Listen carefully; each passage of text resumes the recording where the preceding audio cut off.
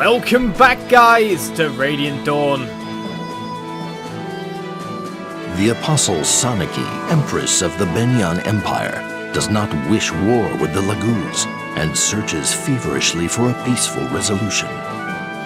However, many Imperial senators see the war not only as a means to expand their own influence, but also as a convenient opportunity to exterminate the Laguz once and for all.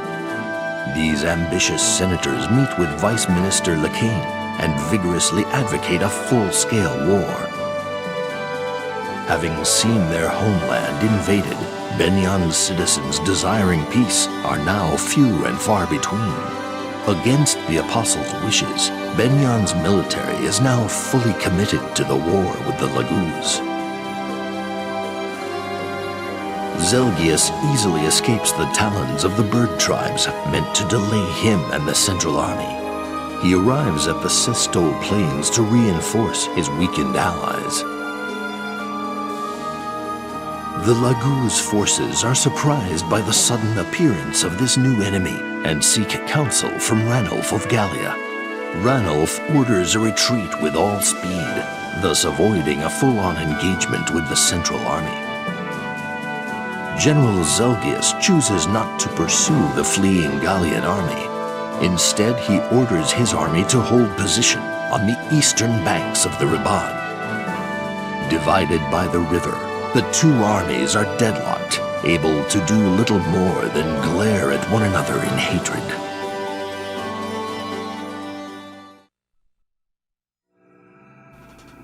So begins Chapter 3, A River Crossing.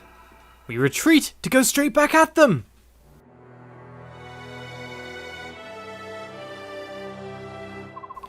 This might be the end of our war. The northern and central armies have merged. A force of that size is too powerful for us. If Tibarn and Naysala can't help us, it might be a good idea to go back to Gallia and regroup. Convincing Skrimir won't be easy, but I can't let our people get killed in a hopeless battle. Understood, Ranulf. This is your war, so I'll follow your orders. I have to say, though, retreating won't be easy. According to Soren, the Central Army has mobilized and begun marching on our position during the last few days. They finally brought in a competent commander, huh? Our path is blocked both ways. Hey! Hello, boys! It's good to know you two still hang out together. Tibarn! Glad to see you're safe. But what happened? Didn't the bird tribes hit the supply unit? The Begnion Central Army is here and they're marching on us. Talk later. Eat now. Sorry, but I gotta put something in my stomach and get some rest. Can you do both? I don't know. How's Tibarn? He's resting inside that tent over there. Ike, did you see them? Did you see his wings? Yeah, they were covered in blood. He's not hurt, so it must be someone else's. I have this awful feeling. A feeling that something terrible has happened. I really hope I'm wrong. Ike! Ranulf! Rayson! You're here too? Your Highness, please wait! I have to check on him. I'm worried about Tibarn. We're worried too, but Rayson can't just let him be for a while. Janaf, Oki, what's going on? What happened to you out there?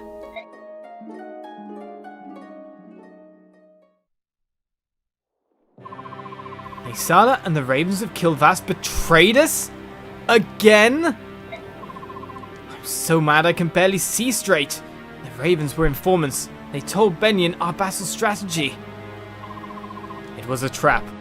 The supply unit we raided turned out to be the Central Army itself. Troops were under the command of Begnion's most famous general, Zelgius. General Zelgius? This just got a lot worse. You've heard of him? I met him during the Mad King's War. He's powerful, experienced, and clever. One of the best generals of our time. Yeah, for a Beorc, he was quite powerful, alright. Tibarn, well shifted mind you, attacked this Zelgius guy. Zelgius didn't even budge an inch. all of a sudden he stopped fighting and said, "We've delayed you long enough. If you cherish the lives of your people, return home at once." He said that? So the king made a decision. We flew night and day and reached Phoenicis, but it was too late. Save for the elderly women and children, they were all... I also heard what happened, and I just couldn't believe it. Nisala has betrayed us once again. I cannot believe he'd play a role in wiping out Phoenicis. Hey, we're not wiped out yet. Huh? Tibarn! I'm alive and well. My people are few, but they still live. Phoenicis is still a country. Janaf, Olki, you know what we must do. Of course! Yes, Begnion and Kilvas will burn for this.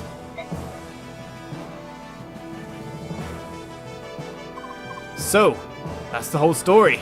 Sorry we were late, but now we're here to stay and see this war out. Don't tell me you kittens are going to run off with your tails between your legs. I won't accept that. Of course not, King Tibarn. I'll get Skrymir right now. A slight delay, but now that we've merged with the Hawk tribe, we have the strength to fight.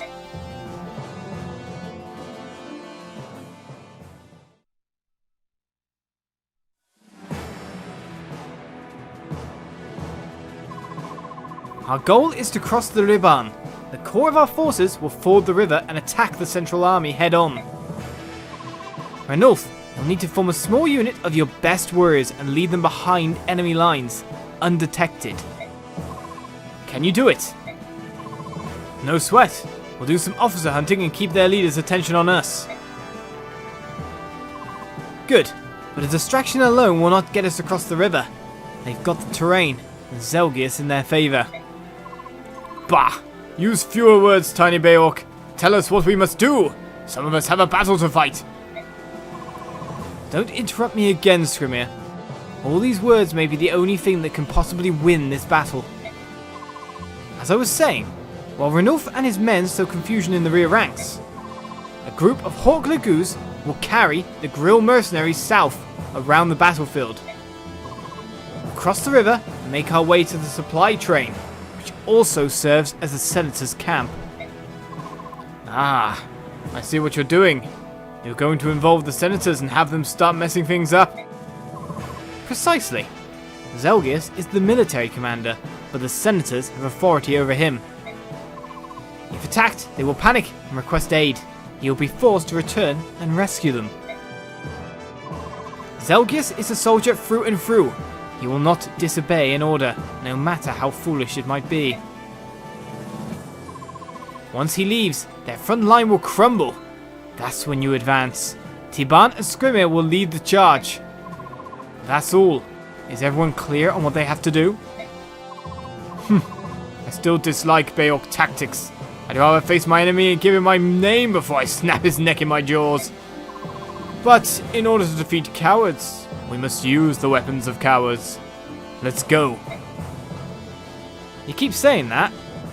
Strategy's always good.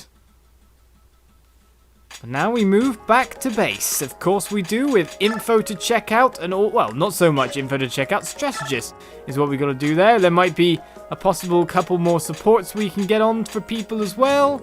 So that's not a bad thing either. Did we gain any more people at this rate as well? Well, you gotta say, that's quite a nice full army of ridiculously powerful people. Let's talk to the strategist, I think. Your strategist is something else, or talk about him. Does he have some kind of magic hat that he pulls all his crazy ideas out of? Well, I do pay him plenty for them.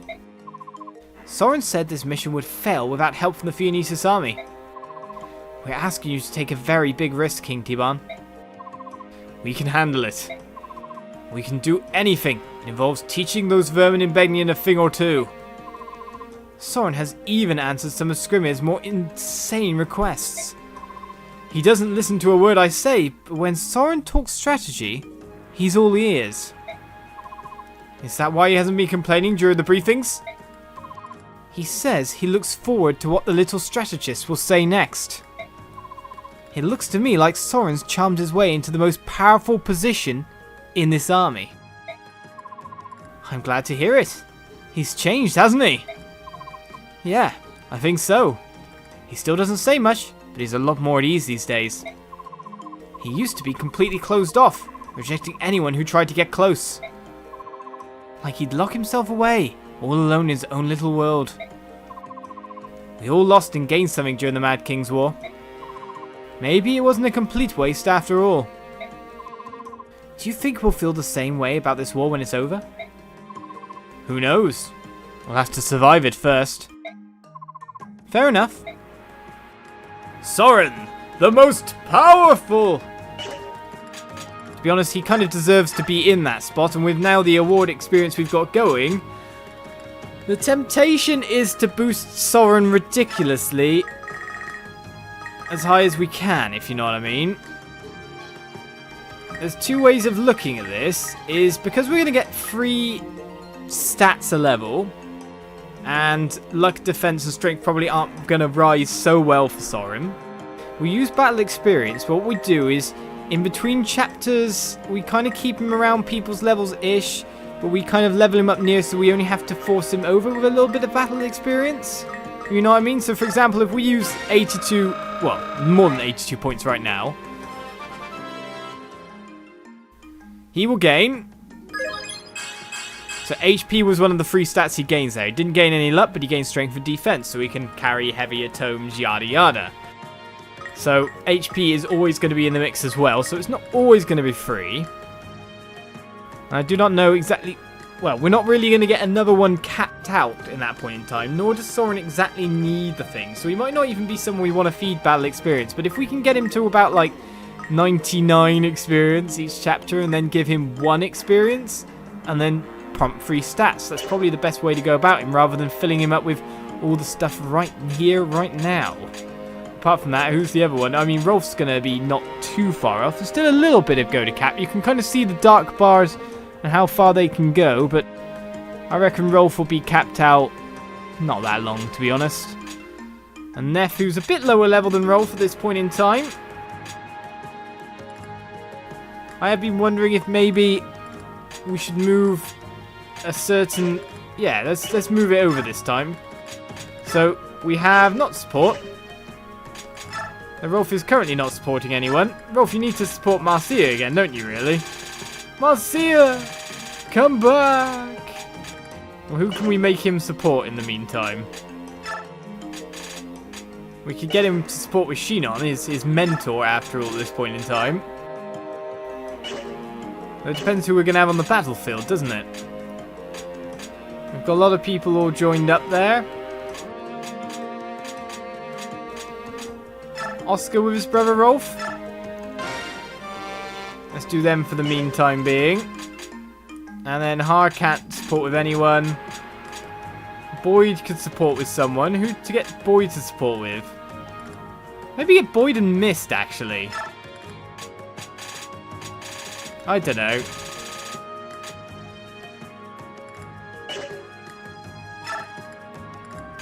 Yeah, get Boyd and Mist. Which leaves Titania, and it'd be cool if she could support with Har. Titania and Oscar supporting each other actually sounds more fun. Wouldn't you say?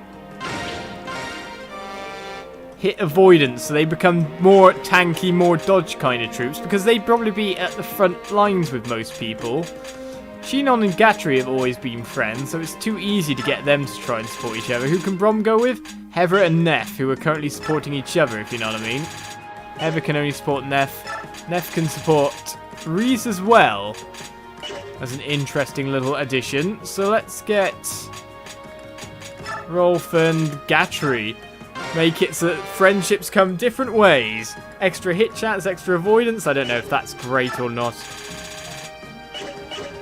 I'll leave it at that. Then hit the market, of course.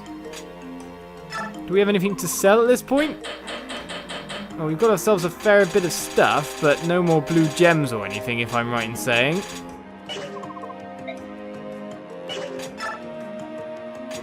And everyone still seems fairly well equipped for battle, at least one more round of it. Especially Boyd with his crossbow there and all his axe collection. Yeah, everyone's pretty much sorted apart from maybe Oscar. Oscar could do with a little bit more, couldn't he?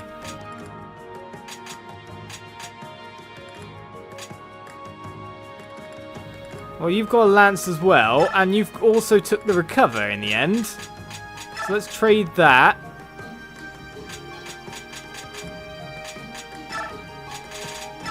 Get the recover over to there. What is actually in my convoy? Let me do a little bit of sorting stuff out. With the power of editing, I think. Let's have a look around. So a little bit of looking around and shoveling around of items. Only an iron lance has been moved from Gatry over to Oscar there. As to quick look through the convoy to see if we managed to pick anything up. But when I was looking around, I did notice there was a Draco shield for sale here from Amy. Of which we would definitely want to buy, wouldn't we? Let's send it to storage. And then there's also this interesting skill here called Flourish for only 3,000. So we'd have to buy that to check it out. Let's buy that, send it to storage as well, of course. So that was exactly as much money as I could get, meaning I couldn't buy any more weapons at this point in time, but of course I could get the Draco shield and all that, which is not so bad. Not bad at all. Right, so technically we've done supports. What we'd go on to is manage skills, and we want to move on for the moment. We'll remove the Paragon here. And we will put that on to Neff. So she can be front lines and gain some quick levels, I think. Then we've got the Flourish ability here, which does what? Allows this unit to attack with half its usual attack strength. Not kind of cool unless you're thinking of putting on someone like this guy. In a way of trying to get him to move some experience over to someone else. So we'll assign him with that. There's nothing else to be assigned at this point in time. We've also moved that Paragon around, and we got ourselves another +2 defense for someone when they need it. Well, that said, I think that's pretty much all we can do here. So let us move on to the chapter. Leave base for battle.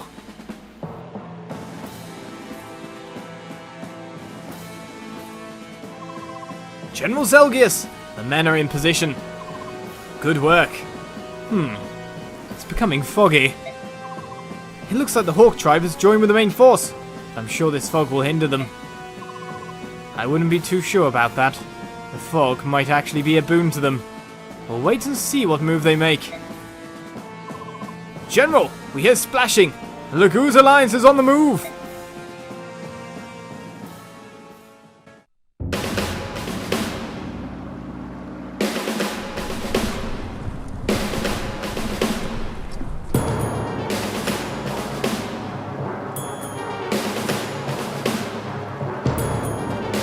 The band's marching halfway across the river already. There's no point in waiting. Ah, well, enemy will spot him soon.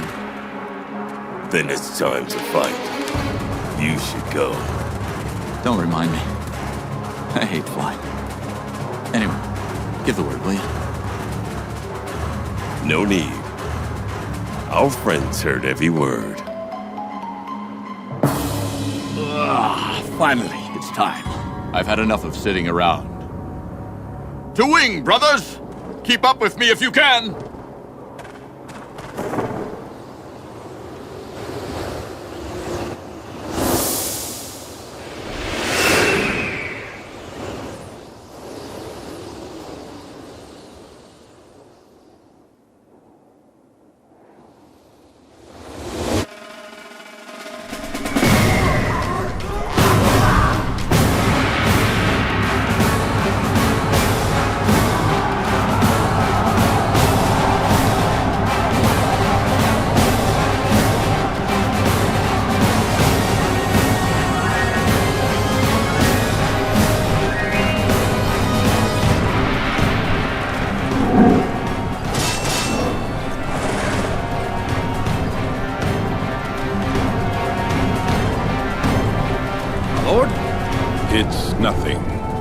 I'm needed elsewhere. Keep them engaged until I return. Yes, sir.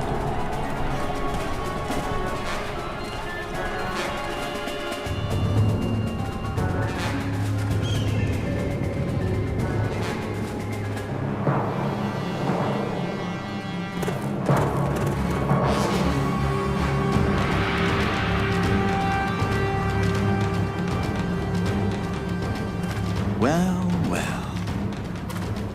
Sorry to drop in unannounced. We thought it best to hunt the strongest prey first.